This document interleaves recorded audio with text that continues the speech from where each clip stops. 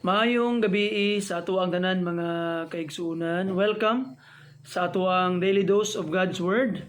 Another night nga kita mag-uban alang sa pagtuon sa pulong sa atong buhi nga Dios. So mga kaigsuunan, agig pagsugod. Akong gihangyo atong mga kaubanan to please come and sing for us. Alas, I did my Savior bleed, and did my sovereign die?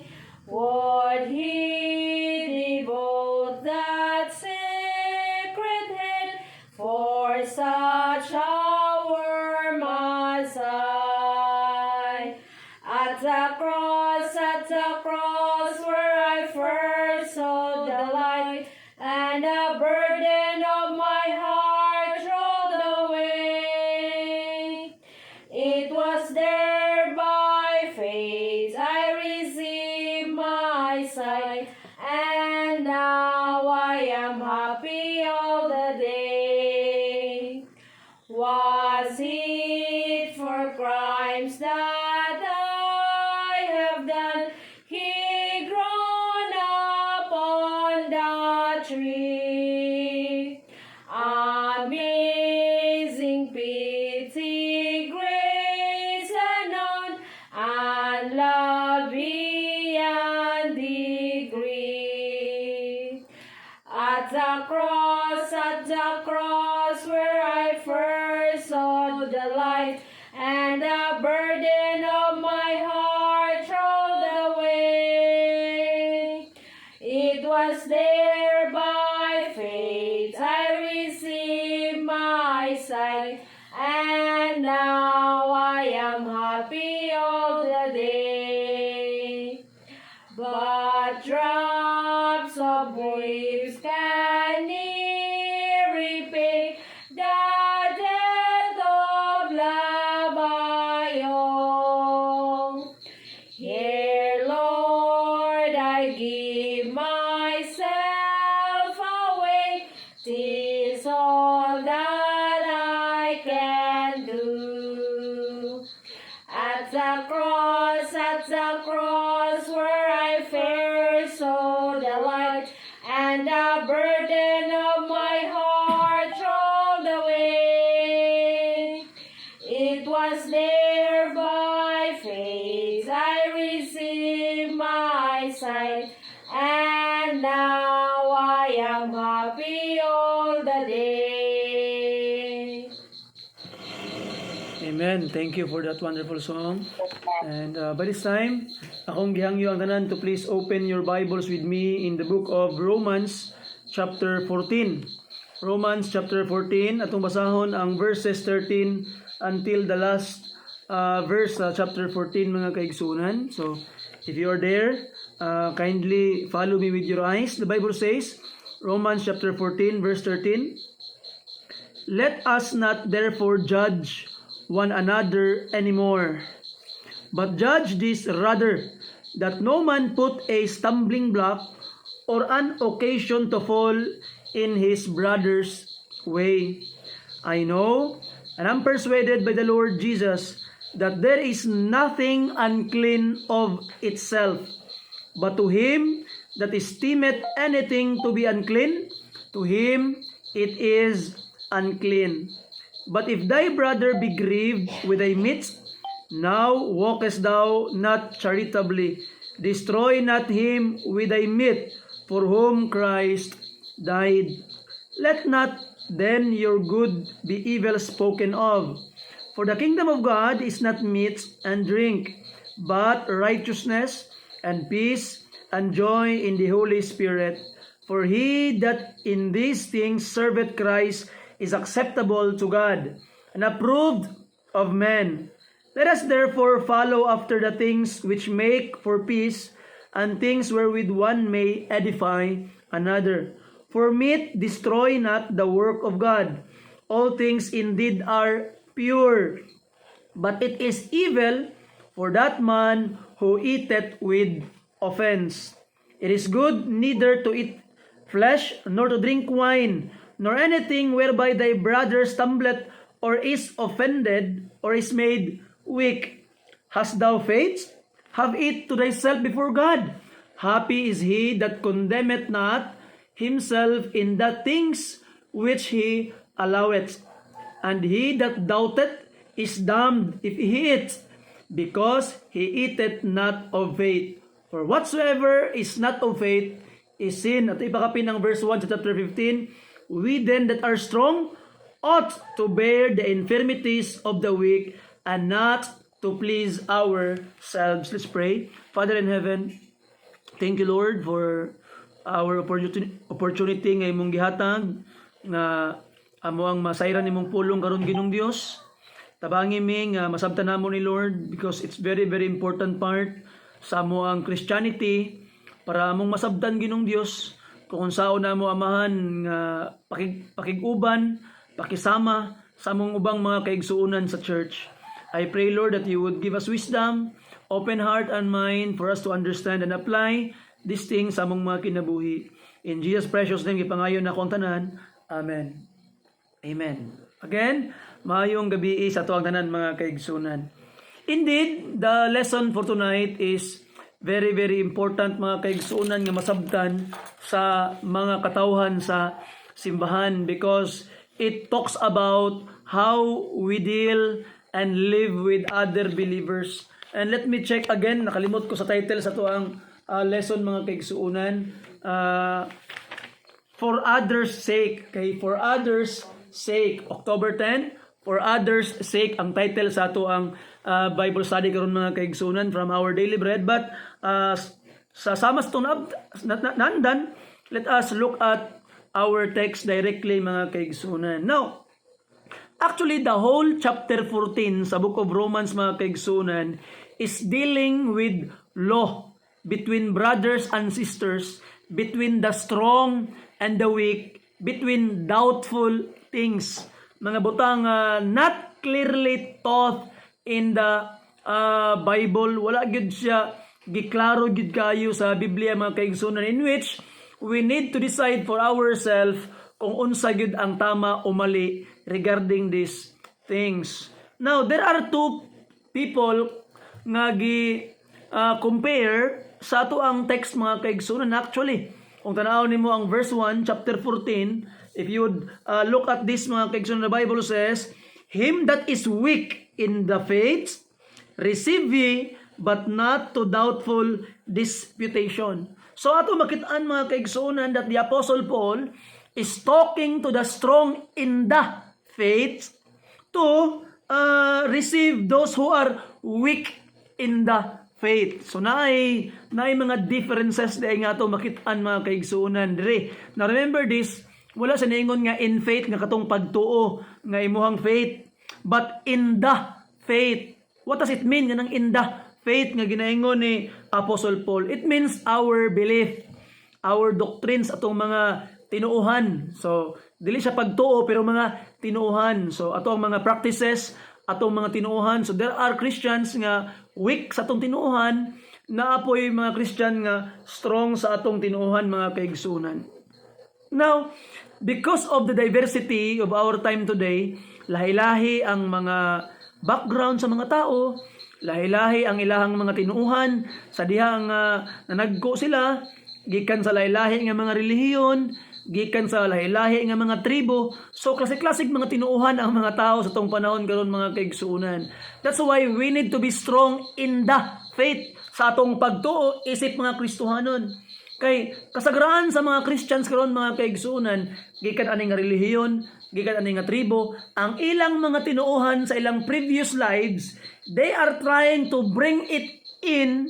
When they became Christian, they're trying to incorporate what they believed in the past when they become a Christian mga kaigsuunan, and it is problematic kay mahimo na siyang cause of division mga kaigsuunan. And ato makitaan that the Lord Jesus Christ prayed nga wala yung tayo division. In John chapter 17 mga kaigsuunan verse 20, John chapter 17 verse 20 mga kaigsuunan, tanawon po sa Ginoo, the Bible says, neither pray I for this alone, but for them also which shall believe on me to their word, that they all may be one, as thou, Father, art in me, and I in thee, that they also may be one in us, that the world may believe that thou hast sent me. And the glory which thou gavest me, I have given them, that they may be one, even as we are one. I in them, and thou in me, that they may be perfect in one, that the world may know that thou hast sent me, and hast loved them as thou hast loved me. So ato makitaan mga kaigsunan no, nga Jesus Christ wanted every believers to be one in Him. Magkahiusa ta diha kang Kristo. That's why we must know the doctrine of Christ. We must know the faith that Christ hath given us para mahimo tang magkahiusa. And that's the reason why nga naay mga panagtibulag-bulag, differences, division, kay we are bringing in to our Christianity what we have believed and hold kaniadto mga kaigsunan. The Apostle Paul condemned division. Dili maayo ang division mga kaigsunan, and the Apostle Paul condemned it. In 1 Corinthians chapter 1, verse 10 to 13, nag-ingon ang pulong sa Ginoo, now I beseech you, brethren, by the name of our Lord Jesus Christ, that ye all speak the same thing, and that there be no division among you, but that ye be perfectly joined together in the same mind and in the same judgment. For it hath been declared unto me of you, my brethren, by the which are all the house of Chloe, that there are contentions among you. So ato makit-an mga kaigsunan no, the Apostle Paul condemned that contention, that division. Be of the same mind. You see, the same purpose. Magkahiusa ta diha kang Kristo. No? Munay nindot og atong dapat i-uphold atong paningkamutan nga mahitabo sa atua sa simbahan mga kaigsunan. Now, in matters of the time ni Apostle Paul, ang reason sa division sa Romans mga kaigsunan is because of different background sa mga Kristohanon. Naay mga Kristohanon at this time nga gikan sa Judaism, napoy mga Kristohanon nga gikan sa mga Gentiles and pagans. You see, so di ba kay nagkasagol naman ang simbahan, na nasave nga Hudiyo, napoy nasave nga mga Gentile, and they are one in the same church. And diha na ang division, diha na nagka-problema. Nganuman, naay mga Hudiyo, di ba kay we know the law sa balaod sa Judaism, bawal mo ka og baboy, bawal mo kaon og kanang mga isda nga walay kaliskis, bawal mo kaon og kanang mga mananap nga ang yang tiil kay kanang walay pikas, bawal mo kaon og mga mananap nga naiklo, bawal mo kaon og kanang mga langgam nga pamilya sa eagle, bawal mo daghang bawal mga kaigsunan nga kaunon, and dapat magbantay gid sa adlaw Sabado na ay mga holidays. So mao na ang nahitabo sa balaod sa mga Hudiyo mga kaigsunan, and Jesus Christ gave them liberty over those scruples, those laws in the Old Testament. And the Jew, because they have practiced it from the very beginning silang kinabuhi, when they became believers of the Lord Jesus Christ and have that liberty, ang nahitabo mga kaigsuunan, they wanted to bring in their belief, old tradition, sa Christianity. Pagkakita na nila nga, naay kuano Hudiyo nga naay Kristiyano kaubag simbahan nga nagkaon ani, ilang ginakondem. Ngano wala man nagpahulay sa Sabado, ilang ginakondem. So naay division, naay problema ang simbahan mga kaigsuunan. And ato makit-ano nga sa Rome kaniadto, ang tanan nilang mga pagkaon nga ginabaligya sa ilahang sa ilahang palengke, sobra-sobra sa mga meat nga gi-offer sa mga Diyos-Diyos. Kaniadto ang ginabuhat nila mga kaigsuunan, mag-ihaw sila og mananap, ilang iula ang dugo para sa ilahang Diyos-Diyos, unya magkuha sila part sa meat para ilang i-offer silang Diyos-Diyos. Ang sobra ato karon, ipabiding nila sa mga butcher, o ang mga butcher ilang ibaligya sa palengke. Now, daghang mga Kristohanon adtong panahon nga di na mo kaog karne, nahimo ng vegetarian. Ana sila nga, di ta mamalit anang mga karne di sa palengke kay kanang mga karniha gipang offer nas mga Diyos-Diyos. Mao na mag-vegetarian ta. So, mao na nahitabo mga kaigsunan. So, perting gubuta. Now, people of different belief, different scruples, nagkagrabe lang mga division, wala na nagkahiusa. Mula si Apostle Paul iyang giklaro ang maong isyu mga kaigsunan. You see, na ay weak nga Christian, na apoy strong nga Christian when it comes to the faith sa atong tinuohan. Now, atong tanawon mga kaigsunan, verse 2, tanawang verse 2. For one believeth that he may eat all things. Kung isa, pwede niya kaunon ng tanan. Another who is weak, eateth herbs. Katong isa mga kaigsunan, yung kaon na, kuan lang, gulay-gulay lang perminti. You see, vegetarian perminti mga kaigsunan. Ang isa, now, the other one, kung imo ang padayon ni pagbasa mga kaigsunan, ang isa, ang tanang adlaw parihara.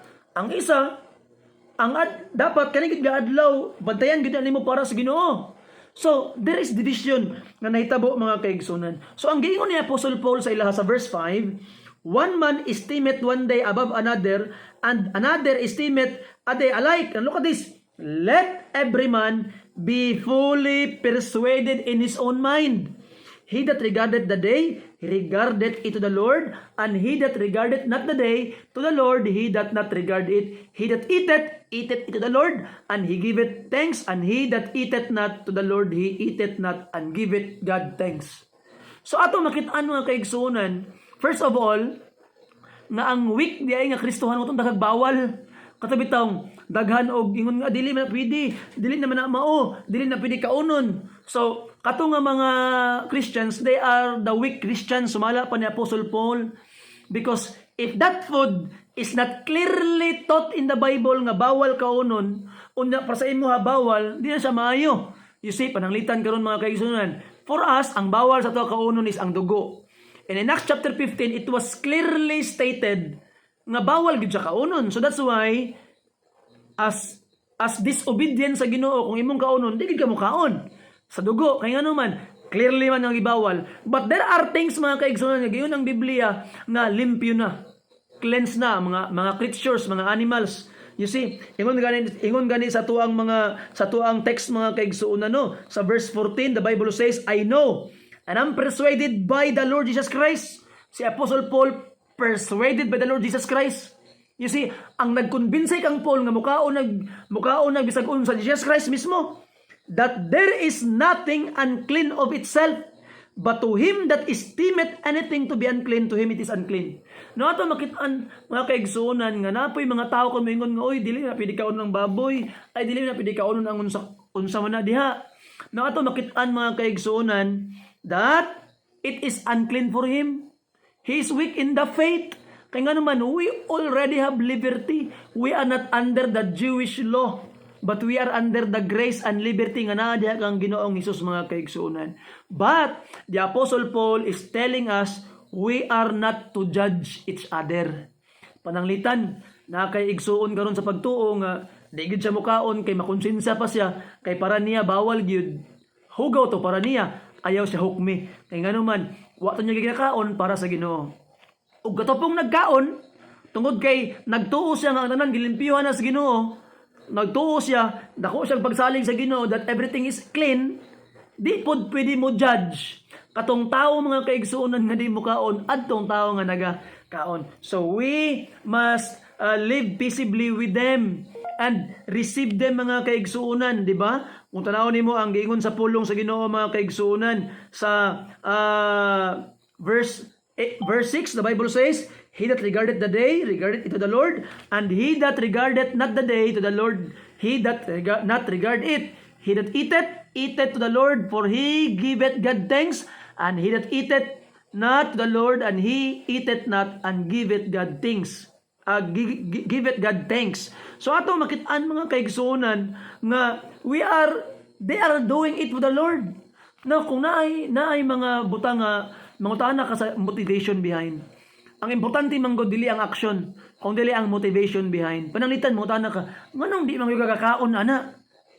Ay, di ko kakaon para sa Ginoo. So meaning you don't have the right to judge that person. Ngano man kay ginabuhat man niya para sa Ginoo.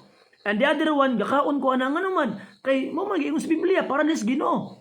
So you don't have the right to judge that person. Kay kung kinsa ang gidawat sa Ginoo, wala tay katungod gi mobalibad sa mga tao na gidawat nas Ginoo mga kaigsuonan. Now, ang issue karon sa atoa karon mga kaigsuonan is in verse 13. Kay naa may mga kaigsuonan nga mastumble sila, madasmag sila tungod sa ato ang kagawasan, tungod sa liberty nga atong naangkon. Tanawang verse 13, let us not therefore judge one another anymore. Ito mahukom sa ilaha.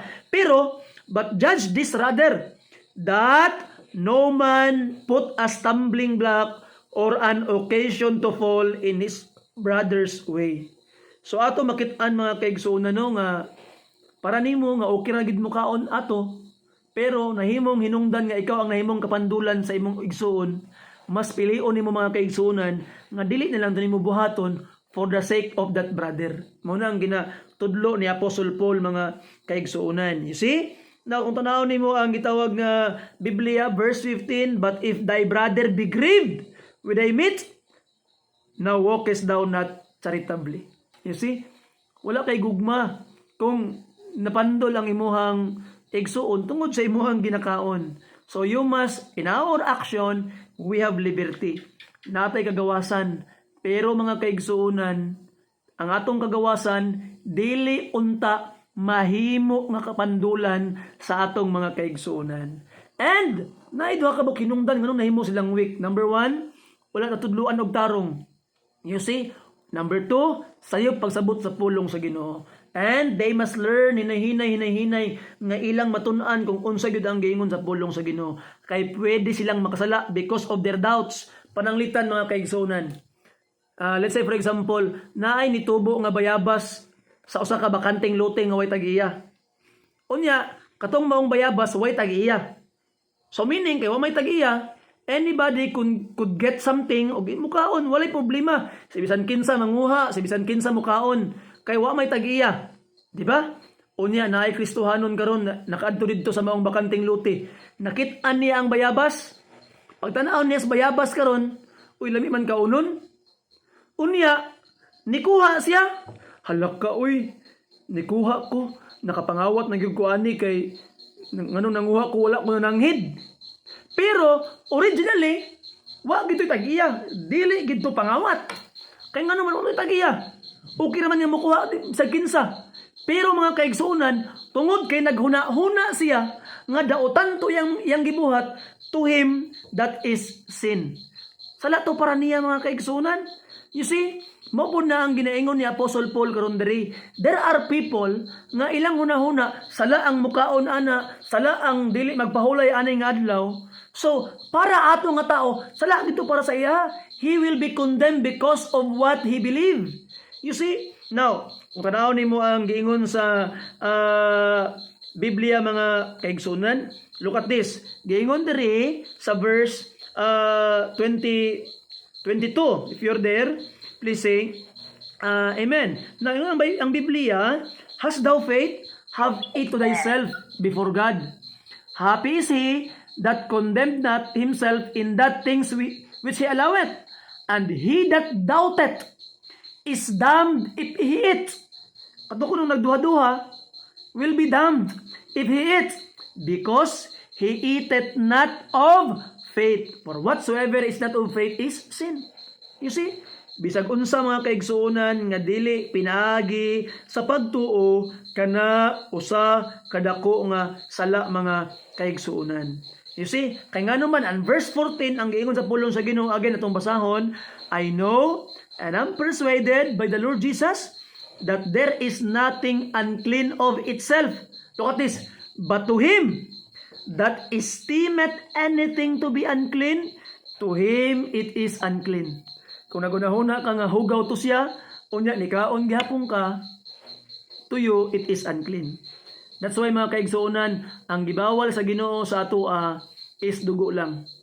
You see, anything is cleansed by God. Kay walay hugaw in itself mga kaigsuonan.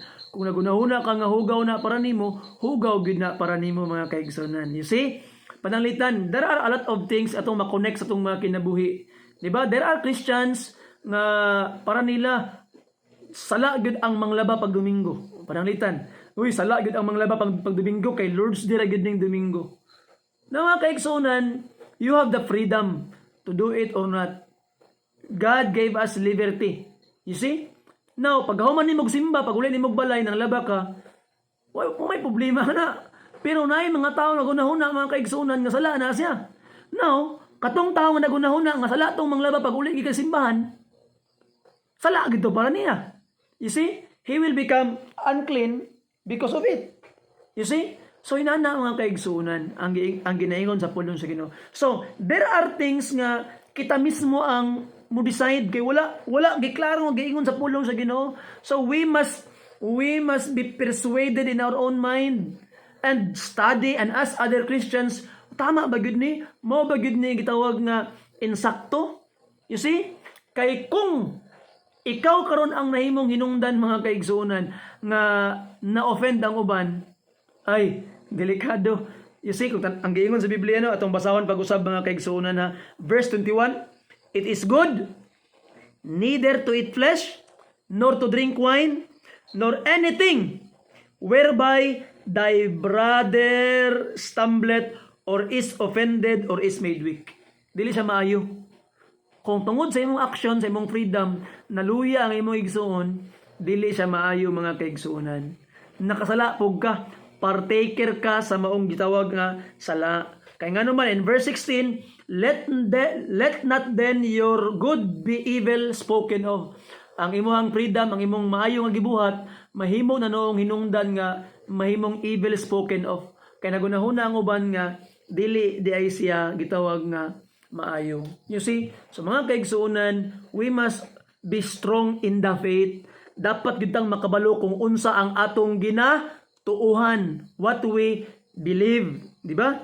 Napay mga Kristohanon karon mga kaigsuonan nga pananglitan karon gabi, uy ayaw panilhig ha kay gitawag nga gabi na malas na napay mga Kristohanon nga nana mga kaigsuonan, they must be informed and educated because they are still weak. You see? You must be very gracious to them and hinay-hinay tudluoy sila kung unsay tama. Kay ngano man pwede nga mapandol sa tungod sa imuha or sila mo'y mahimong kapandulan mo na mahimong delikado mga kaigsunan, di ba? Sometimes our freedom is nahimo siyang kapandulan sa uban.